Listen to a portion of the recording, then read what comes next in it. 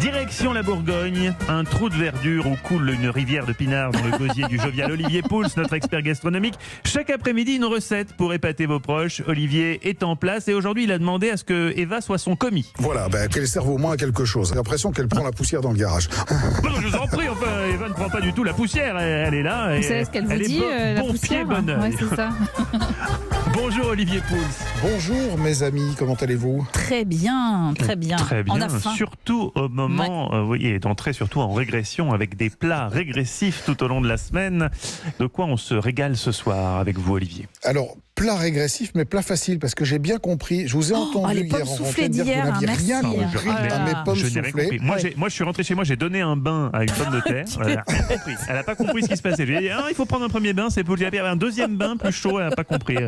Elle a fini. Non, mais ce que j'ai bien compris, c'est quand on sera déconfiné, il faudra surtout que je vienne les faire chez vous. Ça, je l'ai bien compris. Si je peux être invité, ça m'arrangerait. La cuisine vous attend. Voilà, alors aujourd'hui, on va faire plus accessible, spécial pour Mathieu. Alors, c'est une demande de nos auditeurs, des œufs mimosa. C'est vrai que c'est délicieux, les œufs mimosa.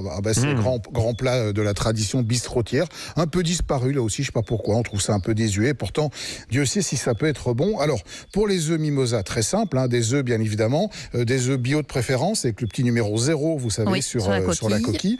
Cuisson, alors 10 minutes, montre en main, dans une eau bouillante, légèrement vinaigrée. Alors, est-ce que vous savez pourquoi on met un petit peu de vinaigre dans l'eau quand on cuit les œufs ? Alors que ce soit pour les cuire mollets, durs, tout ce que vous voulez. C'est pas pour éviter que la coquille la coquille s'éclace, non ? C'est pas ça ? Alors voilà, exactement. Si la coquille se fendit, ce qui arrive assez souvent, en fait, la caractéristique, la propriété du vinaigre, c'est qu'il permet une coagulation immédiate du blanc. Et donc, ça va colmater immédiatement. C'est génial, parce que moi, je passe mon temps à faire exploser des œufs. Bravo. Ouais. Eh ben voilà, écoutez, dorénavant vous saurez que 2 cuillères à soupe de vinaigre par litre d'eau vous permettront d'éviter ce petit désagrément. Déjà, ça c'est un bon conseil. Exact, voilà, donc 10 minutes, on les cuit, on les rafraîchit immédiatement pour éviter que, avec l'inertie thermique, la cuisson ne se poursuive. On les laisse refroidir, on les écale, on les coupe en deux, on récupère les jaunes. Alors sur 6 œufs, vous allez récupérer 5 jaunes d'un côté et en mettre